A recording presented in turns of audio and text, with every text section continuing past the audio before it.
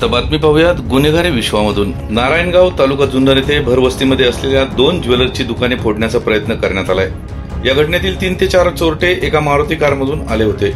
ही घटना दिनांक 30 ऑगस्ट रोजी पहाटे 3:30 वाजण्याच्या सुमारास शिवाजी चौक नारायणगाव येथे घडली।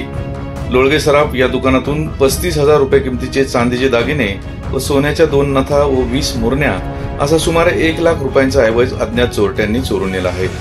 याबाबतची फिर्याद मंदा प्रकाश लोळगे वय 63 राहणार नारायणगाव यांनी नारायणगाव पोलिसात दिली। त्यानुसार अज्ञात चोरट्यांवर भारतीय दंडविधान कलम 457 380 नुसार गुन्हा दाखल करण्यात आला आहे, अशी माहिती सहाय्यक पोलीस निरीक्षक पृथ्वीराज ताटे यांनी दिली।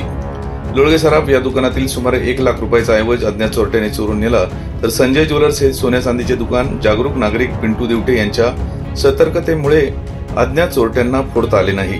शटर उचकटण्याचा प्रयत्न करत असताना सायरनचा आवाज झाल्याने पिंटू दिवटे जागे झाले व त्यांनी आरडाओरडा करताच हे चोरटे पसार झाले।